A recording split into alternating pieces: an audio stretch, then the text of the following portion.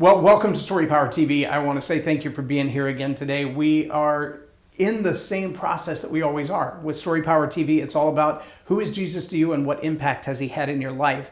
And I have a couple with me today. Leslie and Stuart they've been through it. They have seen some of the worst of humanity and some of the best moments in life as well. They're parents of college-aged kids, so they're getting to see a whole new side of life at this point as well. But they have walked in that country style of life, in that basic, simple life, and in the big city as well. And so what does life look like through the lens of someone who doesn't live in Manhattan? You're going to hear some of that today. What does life look like through the lens of someone who's on the front lines, literally dealing with the worst of humanity and the best of humanity? You're going to hear some of that today. And what does it look like to be a parent in this generation, raising kids with everything our kids are bombarded with? You're going to hear some of that today. So I'm glad that you're here. You've chosen just the right show for you. I know that God has something specific to say to you through this conversation, and I really hope that you'll stay tuned for every second of it. Again, I'm J Loren Norris with Story Power TV, and I want to welcome our guest. Leslie, thank you for coming. Yes. Stuart, thank you so much for being here, sir. Absolutely. Appreciate you. Hey, you didn't have a whole lot of a drive through the country to get here like our last guest did, but we're very glad that you're here today. Thank you. So how long have the two of you been married? We just celebrated 20 years. 20 years. This wow. last December. Wow. Pearl Harbor Day. Pearl Harbor. That's an easy one to remember, right? A date that will live in infamy. For more than one reason now, right? Yeah. Well, and it's unique because it's also her mom's birthday. Yeah. So it kind of, I got lucky. I got the anniversary and the mother-in-law's birthday all in one day. So you can't mess that up. Exactly. No, he can never forget either. And you love history too, if I'm not Yes, mistaken. So absolutely. yeah, that makes it even easier to remember. Yeah. Very good. So tell me a little bit about what your journey's been like over the last 4 or 5 years as the world has kind of been through some turmoil. You're a law enforcement officer for how many years? 22. Mm-hmm. 22 years. So you married a cop, Leslie? Yes, I did. What were you thinking? I ask myself that every day. Every day I ask myself that. Yeah, it's been a journey. But I knew it was a calling, and we had that conversation before we ever got married, and he made me fully aware of what that was going to look like and how there would be great days and there would be very meek and grim days, and whether or not I was ready for that walk, and I was. So. Yeah, I don't think everybody is. My wife and I did pre-marriage counseling for a few years, and there was a particular couple. She had been raised in a church home. Her parents had a long marriage, and then it ended in a disastrous affair and collapse. And so her life was really a mess. And we were doing their counseling. She was going to marry an ICE officer.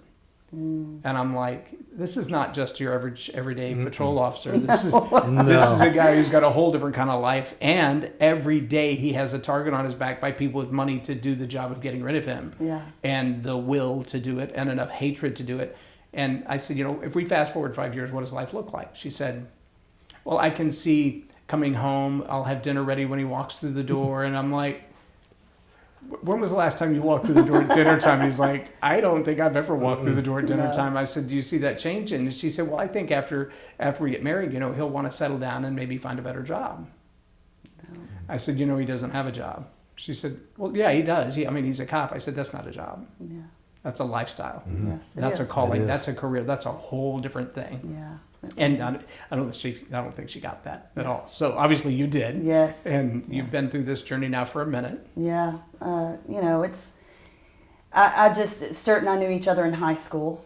We dated briefly and went off and did our own thing in life, and both actually went to college in the same town at opposing universities or rivalry universities, and never ran back into each other that entire time, and which I always found very ironic. And then, I just happened to be in Abilene one weekend, and we ran into each other, and sparks flew, and I knew what type of person he was, and I knew his heart, and I was always very impressed and intrigued with his intelligence and his mind, and I just knew he was a good person. And so it didn't really matter to me,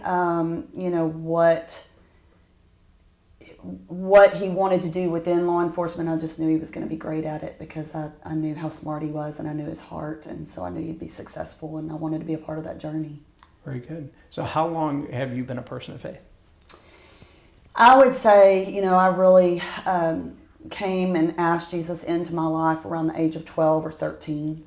I grew up in a very religious environment and home, and so that's been a huge adjustment for me as my faith and my walk has grown so much stronger as I got older and became more spiritual rather than religious. And but I would probably say around the age of 12 or 13 is when I really started that conversation with God and opened that up.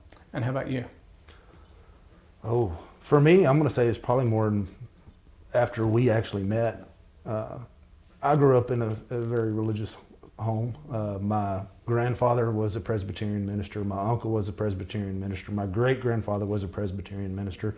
So we were always at church. Sunday you went to church, and it was the place to be. But growing up in high school and going through that, to me, it became more of just a place to go. And I knew the understanding, but it was just a place to be. And went to college, sowed my oats, went way the direction I shouldn't have gone. And then, when we got together, it was one of the things that she said was, we need to find a church home. And one of the first things we did after getting married was we went to a class there at Southern Hills in Abilene called His Needs, Her Needs. And going through that started to develop more in me of what God says I need to be, not only as a father, but also as a husband and the leader of my house. And then, just continuing on down that path was probably the best for me. And, I had my dark time where I pretty much shunned God and didn't want a thing to do with him and blamed him for how I felt. Wow. I say I hit it in my 20s, but it was probably, the shooting was in 2009, so it was probably 2016 or 17 when I finally started to come out that we got in a church home there in Weatherford with a pastor who just spoke it like it is. And every time you walked out of that service, you thought he was talking specifically to me. Wow. And that was when I really, really got my understanding and really found my faith. So what's it been like raising kids in this era of time? A nightmare. From my view, from my aspect of it and what I do, I see so much that's just tearing at those kids every day, day in and day out. When I was over the school resource officers, you read some of their reports and you just see what's coming at them every day. And the one common denominator is most of them are from single family homes. Wow. They don't have that core value of what a family's supposed to be. And when you don't have that, you just do what you want. I think for us too, it was always very important for us we understood that our kids were only loaned to us. They're only ours for a certain amount of time. And so, God entrusted us to be a living example to them. And we wanted to raise them in an environment, whether it was school or church home, to see God in everything. And seek God in everything. And so we have really worked hard at that, to instill that in our kids and to live by faith and not fear. And this world just continually tries to put fear in the kids. And so we've really tried to drive home with them in everything that they do to seek God for their direction and to pray about it. We tell our kids all the time, pray about it. Have you prayed about it? Don't ask me until you ask. Right. That's well, right. and it's funny, with Rylan being at Tech, he texted his mom a workout shirt here not too long ago, and it's a faith-based workout shirt that he wants to wear when he goes and works out, so he can spread his message in the gym. He said, Mom, it's a conversation starter. I bet. Yeah. Especially these days, because you can be ostracized for that But really fast. It's been difficult. It's hard. When you are working so hard to raise your kids and teach them to trust God and to go to God, and everything around them is telling them the opposite. Right. It's extremely difficult. Pulling them away. Well, and you feel like it's not just a battle for their mind and their attention, which it obviously is, but but it's a battle for their soul. That's Absolutely. right. You know, their mind, will, and emotions are being drawn away. And it's not just a matter of saying, we want you to be distracted by or called away to, or, hey, look at this over here. It's an intentional, you know, there were actually statements from some of the organizations over the last couple of years that said, we intend to destroy the nuclear family. And like you said, a lot of the problems we see, whether it's in the streets or it's in the schools, a lot of those problems are stemmed from single parent families. Absolutely. I grew up the only son of a single mom. I had my own keys to the house, my own keys to the car at 13 years old. I drove without a license because I had a job after school. I didn't have a choice. Yeah. And so, you know, living through that life and being able to look back on it now and see young people who are like, I'm like, so what would your dad say about that? I don't know. I haven't seen him in my lifetime. You know, there is no father influence in the home.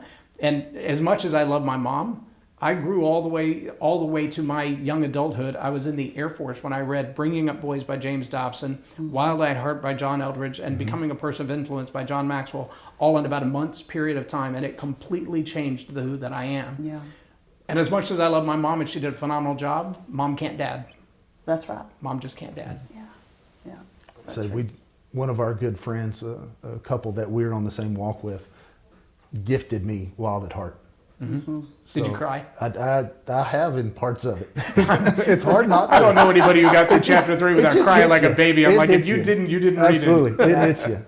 It does. And it really, it's that part that you challenge. There's a young man that's almost 20 years old.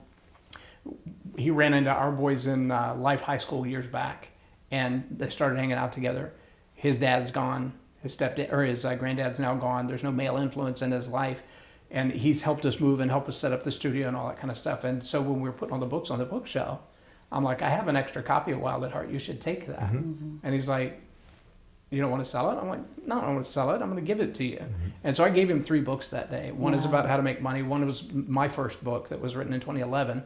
And then Wild at Heart. Yeah. And he messaged me the other day. He said, I'm on chapter 4 and I'm dyslexic. I don't read. I'm like, so how'd you get to chapter 4? He said, very slowly.